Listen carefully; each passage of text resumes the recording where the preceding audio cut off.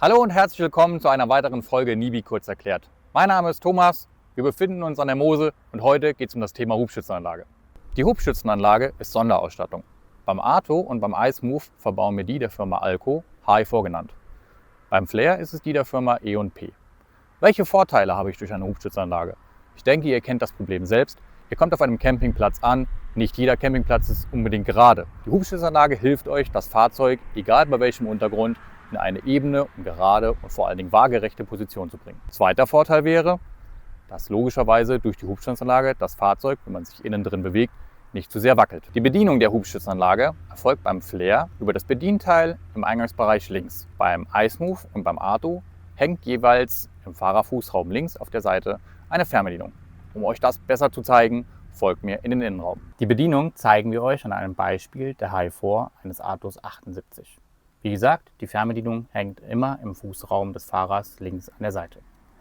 Wenn ihr die Hubschützenanlage einschalten wollt, drückt ihr auf der Fernbedienung oben die rote Ein- und Ausschalttaste lange, bis es einmal piept. Zunächst habt ihr gewisse Lampen, die euch signalisieren, wie die Hubschützen momentan stehen. Sollte die Stützentaste nach oben orange leuchten, sowie alle anderen an den Rädern abgebildeten Stützenpaare grün, sind die Hubschützen alle eingefahren. Über die Taste links Stützenpaar ausfahren wird das Fahrzeug automatisch nivelliert. Wenn ihr das nicht möchtet und manuell eingreifen wollt, könnt ihr über die Mann-Taste immer die gewählten Stützenpaare auswählen, die ihr ausfahren, geschweige denn einfahren könnt. Über die Fernbedienung könnt ihr euch auch einen Schlafmodus sowie einen Tangenleerungsmodus programmieren.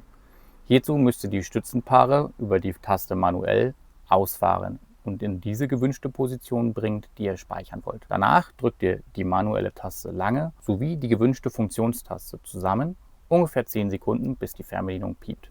Der Modus ist danach gespeichert. Bei den aktuellen Serien wird die HI4 mit einer Wiegefunktion ausgestattet. Diese ist allerdings nur per App bedienbar. Es gibt von Alco eine App, dann einen Kopplungscode, der euch im Fahrzeug beigelegt wurde und dort könnt ihr euch mit der HI4 verbinden. Über die App selbst könnt ihr die Hubschützenanlage ausfahren sowie das Fahrzeug wiegen. Wenn die Hubschützenanlage eingeschaltet ist und die Zündung des Fahrzeugs eingeschaltet wird, fängt diese an zu piepen.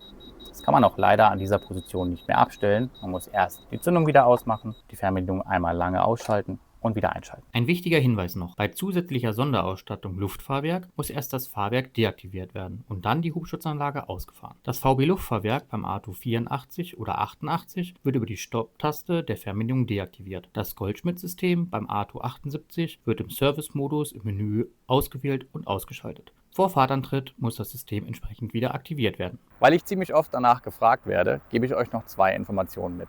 Zum einen, wenn ihr die Hubschützenanlage eingefahren habt und die Teller hängen dann schief am Kolben, ist das völlig normal. Zwischen dem Kolben und der Platte selbst sitzt eine Gummischeibe. Die formt sich im Normalfall wieder zurück. Die zweite Information: Bei der Alco-Hubschützenanlage sitzt ein Überdruckventil am Kolben. Das kann schon mal dazu führen, dass dort 1, 2 Öltropfen dranhängen. Ist aber völlig normal und nicht unbedingt direkt ein Mangel. Zum Thema Pflege und Wartung gibt es eigentlich nicht viel zu erwähnen. Die Hauptwartung übernehmen wir oder euer Servicepartner in der Aufbauinspektion. Was ihr trotzdem immer mal wieder machen könnt, wenn die Hubschützenanlage ausgefahren ist die Kolben mit einem weichen Tuch zu reinigen, also sprich den Dreck wegzuwischen und hin und wieder mit etwas Schmieröl die Kolben zu schmieren. Im Störungsfall oder im Problemfall mit der Hubschützenanlage rate ich euch eigentlich davon ab, selbst Hand anzulegen. Wendet euch in diesem Fall an euren Servicepartner. Das war es von meiner Seite zum Thema Hubschützenanlage.